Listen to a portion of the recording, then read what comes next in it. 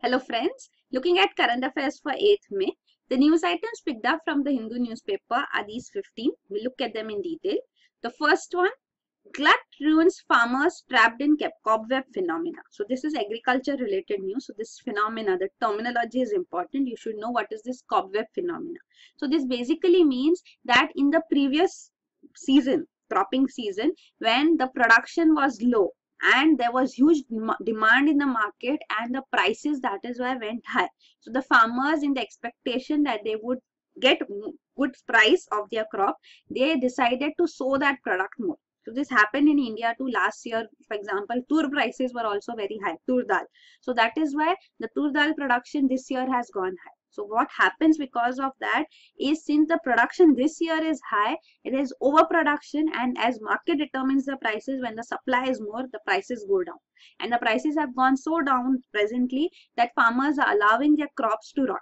The produce is rotting. So this is the status presently.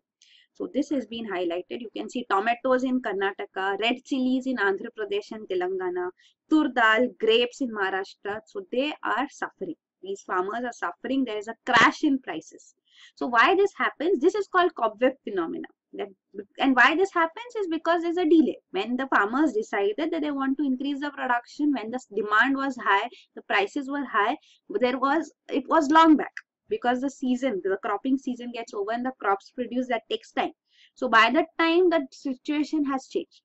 So that is called cobweb phenomena. So that is an old, that situation has now cobwebs on it. That is an old thing. So presently they suffered. So this you can see. So farmers in Karnataka dumping tomatoes on the road. There are violent protests in various parts of Telangana. So in Andhra Pradesh, Telangana, more amount of land was put to sowing red chilies in lieu of expectation that there would be huge demand and they would get good prices. Anyway, farmers suffer. This also is very important because farm gate prices, as it is called, the farm gate prices are quite low. So for example, for last year too, it's mentioned that when last year the prices of tur dal were very high as even 220 rupees for a kg. The prices which farmer got, means that is called farm gate price. So the farm gate price was just 45 to 50 rupees. So there's a huge number of intermediaries who take in all the profits. So this aspect is also important. And of course, there's something called minimum support price too, but minimum support price is not for commercial crops. So these crops which are categorized as commercial crops, there's no minimum support price. So minimum support price is actually for food grains like rice, wheat, even for commercial crops, some crops like cotton, etc., there is minimum support price. So what does is that the prices which the farmers would get from the market would be at least this or more. Means prices cannot go below this. So the minimum support price not for all commodities, and center has now in the present situation also decided to introduce a market intervention plan. We are deciding to purchase these commodities at a support price which they have decided. So these steps are also being taken for the farmers presently by the government. Then the next news item is, so this cobweb phenomena, you can see it is clearly mentioned here as well. So next is Sunkesula barrage goes dry after 4 decades. So this barrage, as such, the name is not important. This is a barrage across Tungabhadra river in Karnataka. So here, because of lack of rainfall, severe droughts. This is in Kurnool district in Karnataka. Here, this barrage has gone dry after 4 decades. So this is, as news has been picked up to highlight the situation of drought and acute drinking water scarcity in this region in the south. So in Karnataka, in Kurnool district too, this is the situation. Tungabhadra river, rivers are important. So Tungabhadra, you should know, is a tributary of river Krishna. So here the Krishna basin is shown. You can see here, this is the Krishna river. Bhima is a tributary of Krishna. Tungabhadra is a tributary of Krishna. So two rivers, Tunga and Bhadra, they confluence to form the Tungabhadra river here, which originates in the Western Ghats. So this, from geography perspective, this aspect is important, and as current affairs, you should know the drought situation in South India. Next is Odisha to deploy 6 boat ambulances in cut-off areas. So there are certain regions in Odisha which are cut off. There is no land connectivity to them. They can be reached only through boats. So Odisha government has now deployed these boat ambulances in 4 districts: Koraput, Malkangiri, Kalahandi and Kendrapara. So here this is the news. So another thing important is that this districts are also majorly inhabited by scheduled caste and scheduled tribe communities. So this is the case here. Next is Dalit continue to flee Shabbirpur. So this is a village in Saharanpur district in UP. Here Dalits are fleeing because the Thakur dominated villages here have seen atrocities, violence, and the clashes, caste clashes as it is seen here is because of an incident. So this Thakur dominated village means upper caste dominated village. Here there was a procession going on in which loud music was played, and when the Dalits protested against this, they were attacked. Thakur youth was actually killed in those clashes, and post that the Thakurs have been burning the villages. 60 Dalit houses were burnt, and many Dalits are fleeing these villages presently. So this is the situation in UP in Saharanpur district presently. Next is CBI busts web of shell firms. So these are shell companies about which CBI has got the information, and it has seen that these companies have been diverting funds to the tune of 2,900 crores. So what are these shell companies? You should know that a shell company is just like a shell, how an outer covering is created. So company which does not have any significant asset or operation itself. So it has been mainly been established on paper. It does not have any true physical presence as such, little or no economic value. It is just as a cover up. So it may be a cover up for some illegal activity too, or may be used for tax evasion too, or rather tax avoidance as such you can say. So tax evasion is a crime, tax avoidance is not a crime.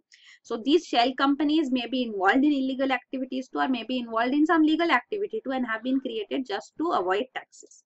So there's something called round tripping too, which is done. So what is round tripping is basically that money is which is being earned here in the country, it is sent to another country.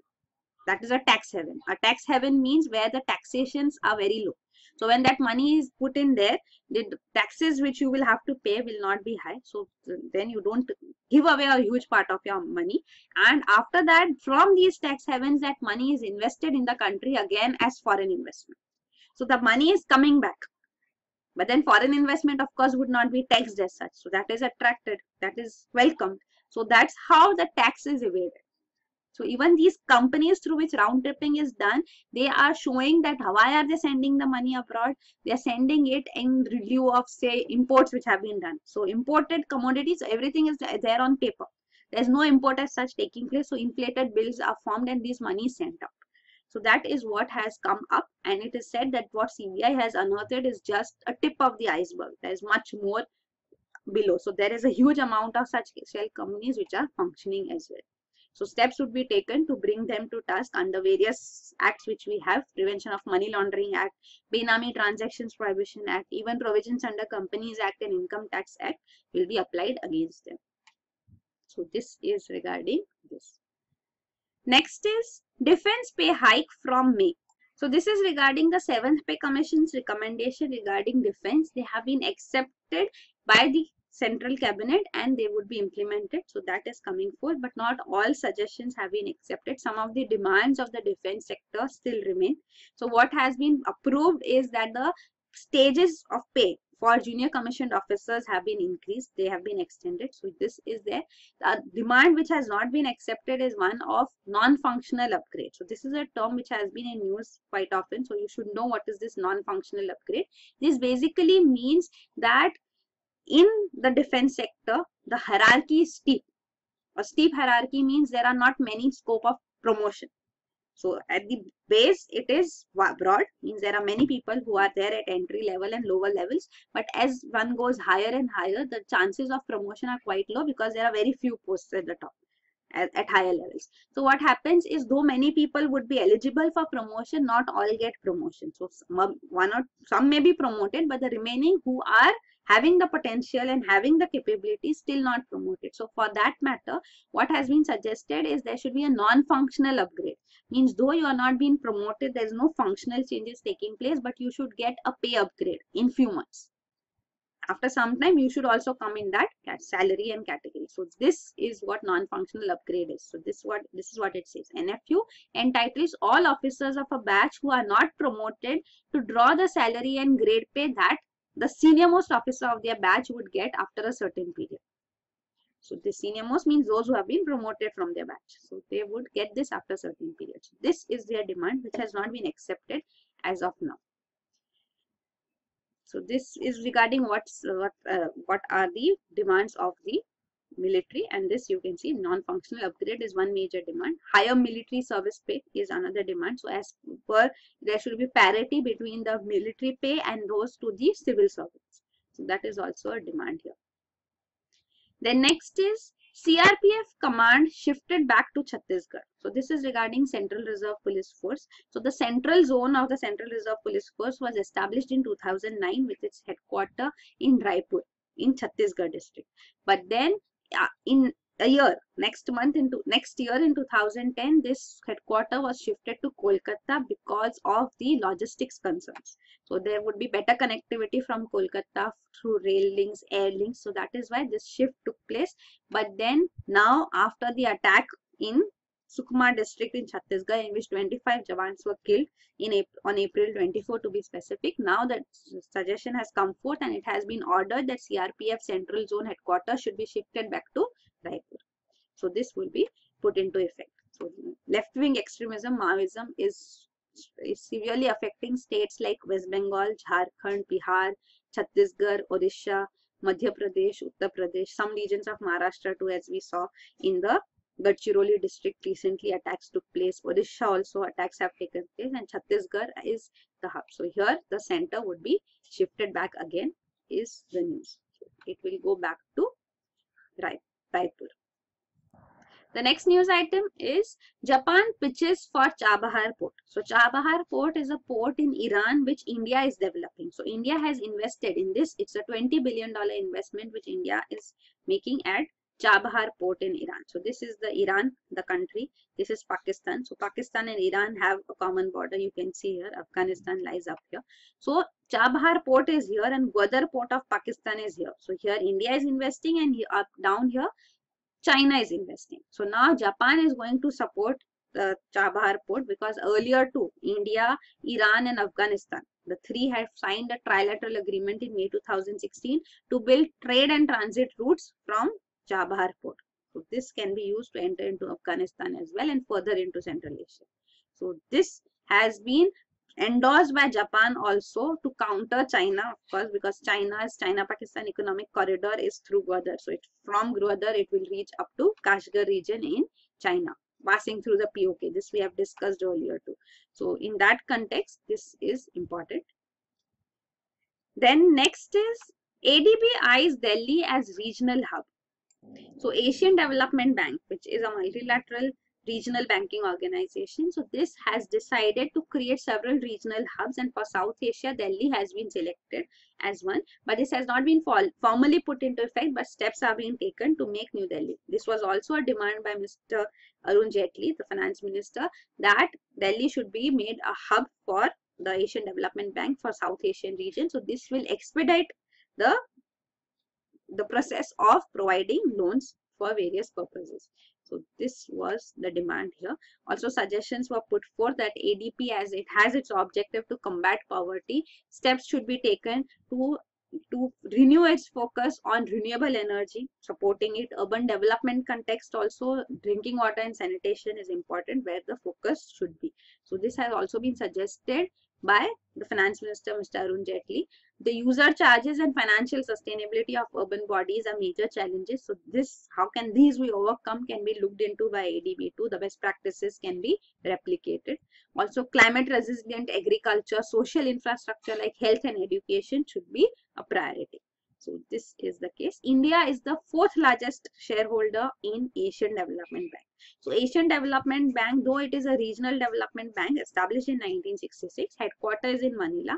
It is not, its membership is not restricted to only Asian countries. So it has Asia Pacific nations also as members, and also members from outside the region. So even USA is a member here, you should know. So this is modeled around the World Bank. So it has around 67 members, out of which 48 from Asia Pacific, 19 from outside. So non-regional developed countries are also members here. Right.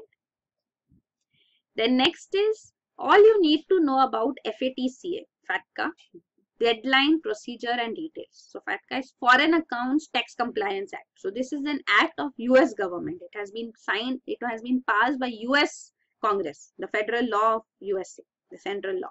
So this law actually provides that it should, USA government should have intergovernmental treaties with various countries. So such intergovernmental agreements have been finalized. Even India and USA have signed such an agreement in July 2015, and it has been put into effect too from August. So what this provides for is that every US citizen who is living outside USA, they have to report their financial accounts which they hold outside the country. So these foreign financial accounts means with respect to India, if these US nationals have their accounts in India, then they have to report it to the Internal Revenue Services Organization of USA. And also, as India is a signatory of this intergovernmental agreement, Indian authorities will also inform US Internal Revenue Service regarding all such accounts. Means Indian financial institutions will have to provide necessary information to Central Board of Direct Taxes, and through Central Board of Direct Taxes, this information will be passed on to USA automatically. So this has to be put into effect. So compliance will be needed, means all the information, financial institutions means banks, etc. So bank accounts, mutual funds, pension schemes, all these transactions have to be informed to CBDT, Central Board of Direct Taxes, and through it to USA. So this is regarding FATCA. So such intergovernmental agreements have been signed by USA with various countries, India being one of them. Also, you can see why this act has also been put into effect. So tax compliance is what is being sought. So tax evasion, which is seen by various nationals. So US nationals should not evade taxes if they have the accounts details in some other country and they're not revealing about it. So that is what this law actually seeks to achieve in USA. So this is the news.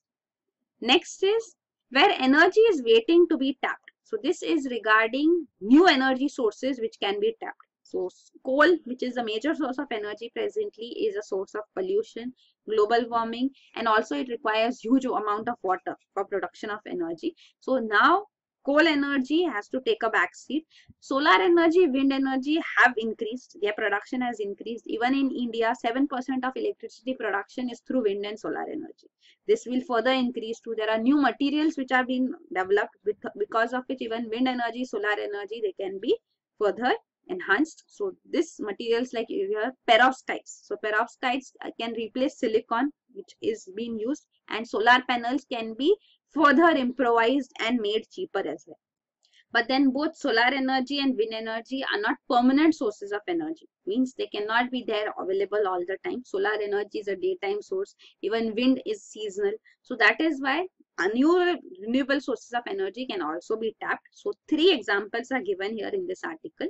First one discussed is regarding hydrogen. So hydrogen, which is used in fuel cells. So a fuel cell is basically a device which splits hydrogen. So hydrogen atom is split into protons and electrons, and these electrons are made to flow through a circuit. So this electron flow is what electricity is. So electricity is produced. So these fuel cells have been developed and they are used in vehicles in Japan majorly.